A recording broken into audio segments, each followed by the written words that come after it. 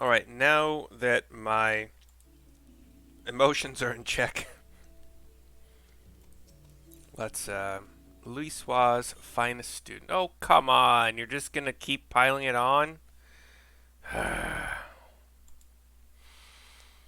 L O U I S O I X apostrophe S.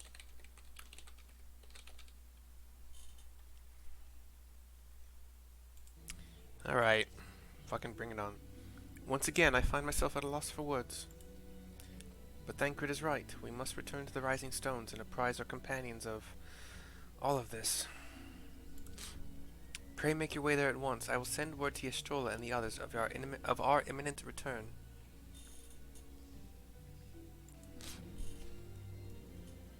Alright. Rising Stones.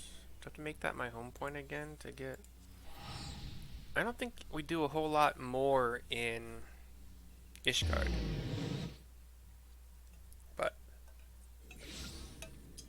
could be wrong. I don't remember.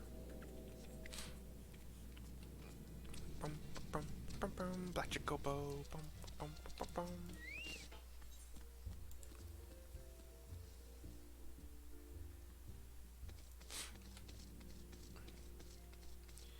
Alright. LSA. Cutscene. I doubt they're going to be talking, but we'll see.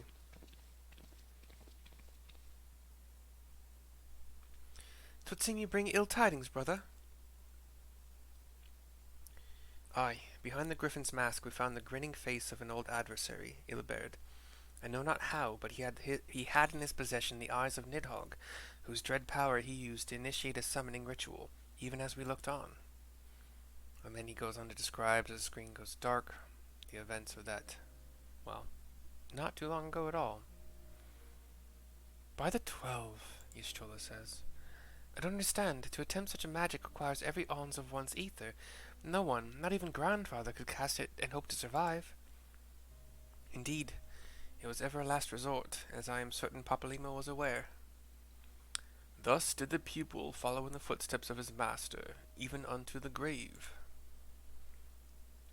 "I have as yet been unable to explain how Ilberd came to possess Nidhogg's eyes.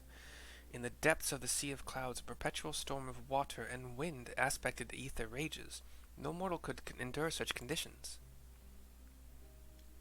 "Then mayhap it was the work of an Scion. But now is not the time for idle speculation. Kryl, I have need of your assistance," says Ystrola. Yes, of course." "We must inspect the cocoon of light, and ascertain the state of the primal trapped within. Between our respective talents, I dare say we shall glean some measure of insight." "Understood. I can't promise I'll be able to sense much through the barrier, but I shall certainly do my best." "As shall I. Let us be about it, then."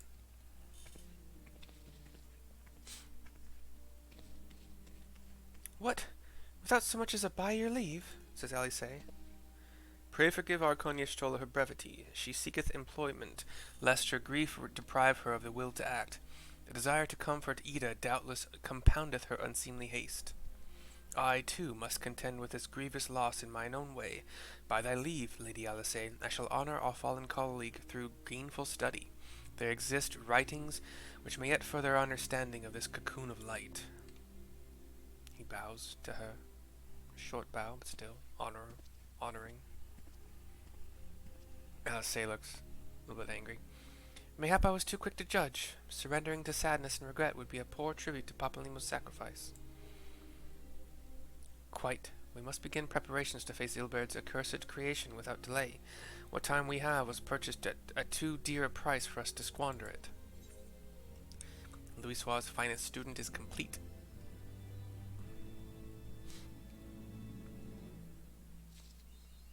We're gonna keep going. That's less than 5 minutes so far.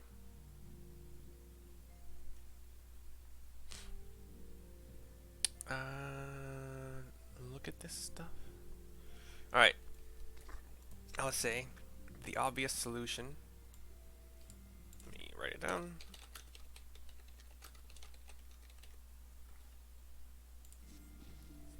"Ah, mercy. I wish I had more to tell you, but the situation in the East Shroud remains largely unchanged. Meaning we still have no idea how long it will be before..."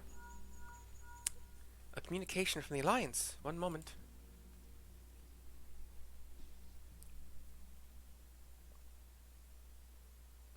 Yes, of course. Our representatives will be present. My thanks. Word from Gridania. The Council will shortly be reconvened. The Alliance leaders have already begun to assemble.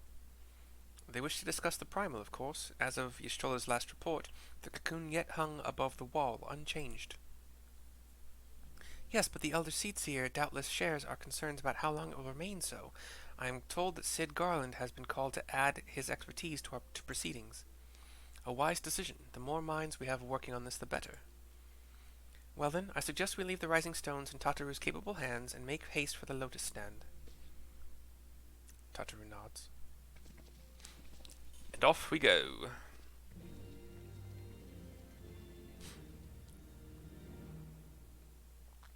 91 degrees Fahrenheit today.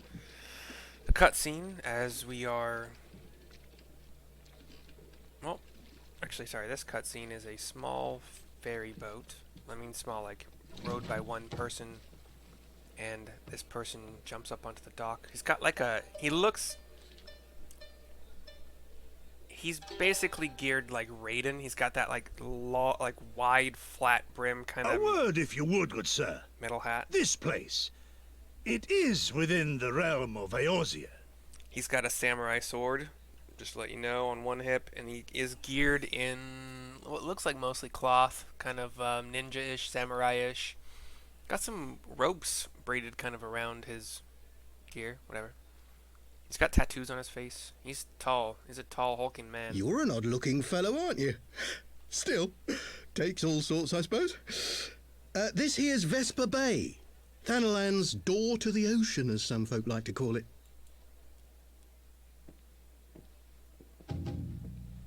Am I to understand from your answer that I have indeed arrived in Eorzea? Eh? Yes, you're in Eorzea? The hulking samurai man has walked quite close to intimidate this smaller man, who has been flippant in his response. Ah! A plain response at last, and the one I wanted at that. My journey was not without its hardships, and I would sooner travel by land than put to sea again.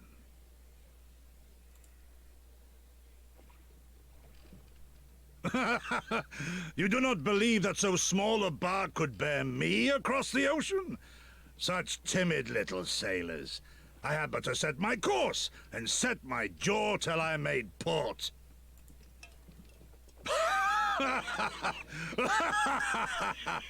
His booming laugh has thrown off some people around him. Oh, yes, yeah, I think his tummy's growling. 'Twould perhaps have been wise to lay down my oars a moment to sup on more than the spray of brine water. By the trembling of my limbs, Brine water? I sense a brief repast may be in order. Yeah, get some food, bud. Nay, I will not hearken to the feeble grumblings of an empty belly. Duty comes before all. Like the tattoos are... Oh. He does like a couple taps to his head and then kind of like this... Haka. Oh. He does a Haka pose. Good man. And then Are you falls all right? down. Good gods, man. He's passed out. And Vesper Bay is quite curious right now, and Urianger has seen this. Thou art far indeed from home, friend. I liked the other person's voice. I like the other voice of Urianger, the first one. That's okay. Alright. Nafika's altar. Oh, my free teleport to Gridania comes in handy yet again.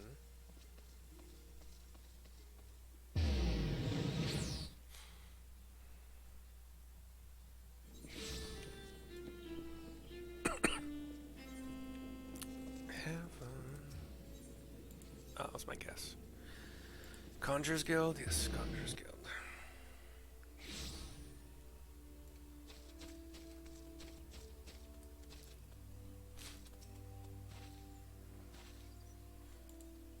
Welcome, Warrior of Light. Come this way. Blah, blah, blah. There's a congregation. Emmerich is still here. Raban. Moonbrita. Wait, no, not Moonbrita, sorry. Merlwib. Merlwib. Starts with an M. Badass female. So sorry.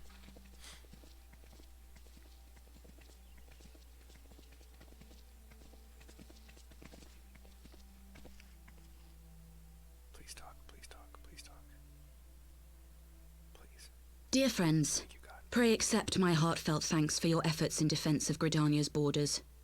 I would fain dwell longer on my gratitude for the support of the Alliance, but the situation at Belsar's Wall demands that we forego such pleasantries. Oops, didn't mean to that, meant to this. My bad.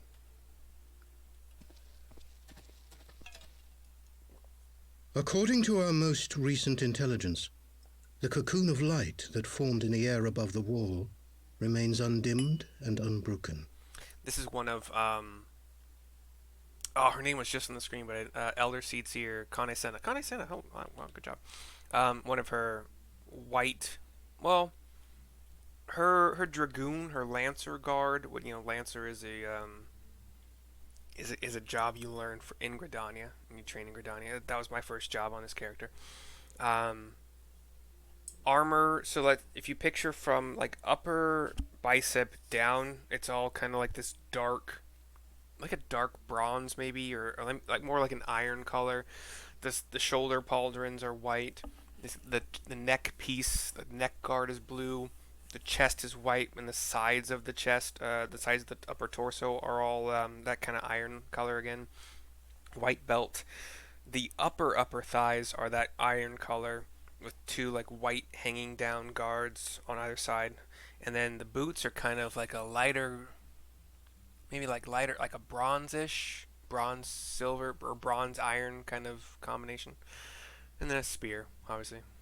After measuring the cocoon's etheric concentrations, Archon Y'shtola has confirmed the presence of a primal entity. Yeah, no shit, dude. That's what...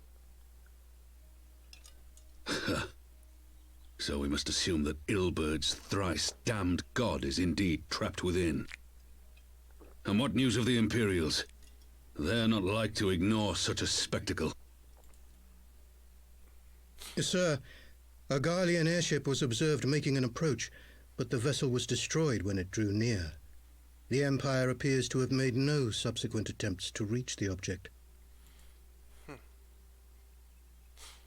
So it's no man's land from the air, for sure. The soldiers who witnessed the incident spoke of a lance of light issuing from within the cocoon, of an entire warship being reduced to smoking ruin in the space of a moment. Damn. Cocoon's got defenses, yo. Veterans of Cartano, meanwhile, likened the destruction to that wrought by the fiery wrath of Bahamut.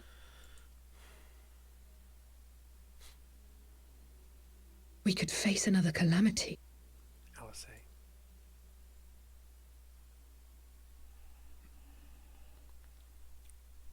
So the Primal is awake, then? Contained, yes, but for how long? We must destroy it now, lest it break free. I want to break free. Agreed. There is, however, the small matter of how to get close enough to a being that swats warships from the sky as you would a bothersome gnat. Sid.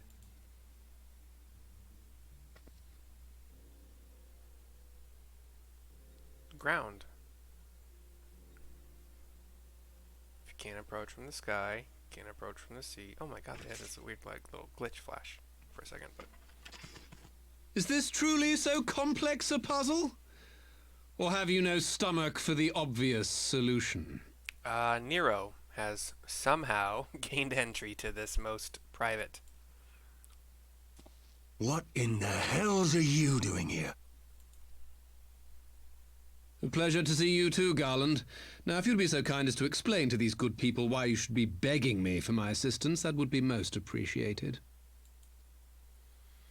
There's a couple guards who have their lances across, barring him entry, but Kane Senna nods his approach. Who is this man? Emmerich. Hasn't had the pleasure of meeting Nero before. Oh, how terrifically rude of me. Nero Tolskeva, former tribunus of the 14th Legion of the Garlean Empire. These days, however, one might say that I'm something of a free agent. What do you want, Nero? I was getting to that. Although you already know what I'm about to propose, old friend. As you have rather belatedly realized, within that frail binding lurks an entity alike in strength to the great Bahamut, and the only force in existence which might conceivably contend with such a foe is the very creation which captured the Elder Primal in the first place. I speak, of course, of Omega. He grins. Omega? That hulk has been gathering dust beneath the plains of Cartanau since the Allagans breathed their last. And none alive knows how to wake it. Was it Lolorito or a different Lalafell that was trying to, like, excavate right outside of Ul'dah? There's like a large crevasse, and I think it was Lolorito or another crafty Lalafell. I'm sorry. Do you understand who it is with whom you have the privilege of speaking? I'm Nero Tolskeva, Master Engineer, the mechanical genius who restored the Ultima weapon to full operational capacity. I hadn't known that before. And as luck would have it, I'm graciously offering you the use of my considerable expertise. That's right. He was upset that Gaius would welcome Sid back in, or even, like, more or less try to coerce Sid to come back into their fold, given that Nero was Sid's replacement. And what, you just expect us to accept? You're a fool if you think your deeds at the Crystal Tower are enough to win my trust, Nero. Sid. Trust? You wound me, Garland. All those years, studying side by side at the academy, sharing both trial and triumph, we were countrymen once, you and I. But sentiment aside, have you a better solution? Or do you mean to send in your vaunted hero there, as you always do, and pray the world is not engulfed in flame? A little bit of column A, a little column B. That reminds me, there's seasons. Let us approach the problem in a rational manner. Seasons of Archer. Does not the fact that Omega slumbers in stasis point to the existence of some overriding technology? A means of control?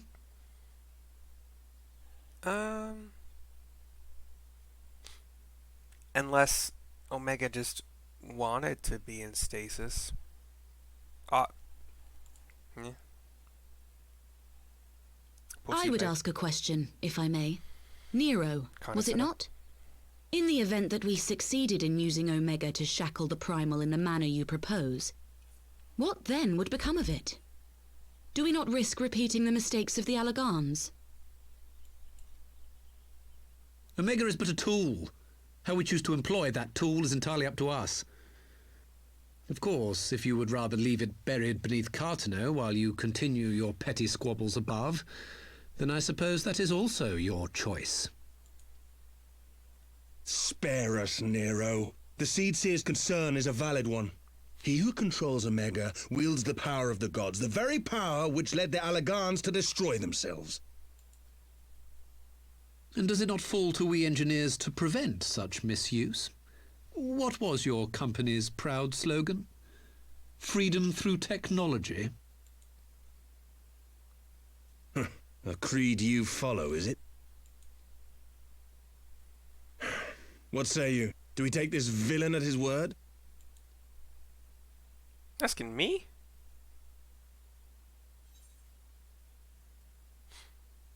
He makes a convincing case or no, but I'll keep an eye on him. No. I'll keep an eye on him.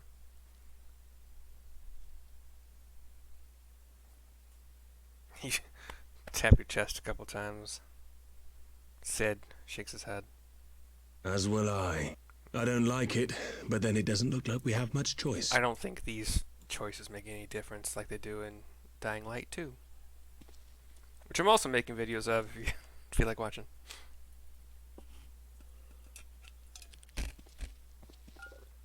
Would the Council be willing to entrust this matter to a pair of former Imperials? Tomorrow's the 4th of July, and I have it off, as most good companies do. I mean, obviously a lot of stores and stuff have to stay open, or have to, quote unquote, like for emergencies and for people who are too lazy or short-sighted to make plans to, or, you know, just can't, well, yeah, whatever,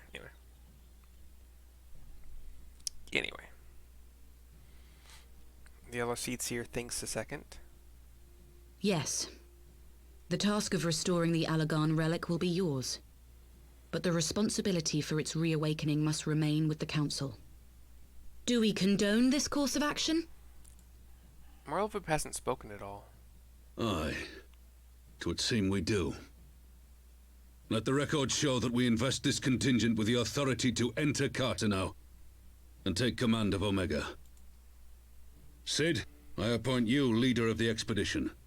Scions, I would ask that you assign some few of your number to escort Master Garland and supervise the other one. Nero looks relieved and also annoyed at the same time, but you nod to Alphino, nods back. We should be happy to oblige. The politics of Carteneau being what they are, I dare say our neutrality will prove useful in avoiding any unnecessary entanglements. If I am not mistaken, Doma occupies a similarly neutral position. Might we not persuade you to join the expedition, Lady Yugiri? If you suspected any foul play from Nero, you would be welcome to kill him.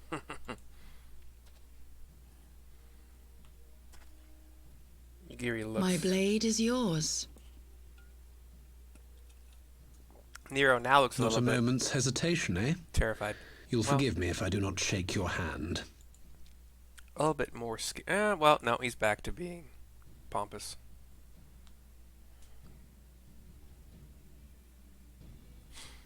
My girlfriend just saw the new Little Mermaid in theaters and said it was fucking awful, basically. I was like, well, if you had paid attention to the reviews and shit, you would have known that going in, but whatever.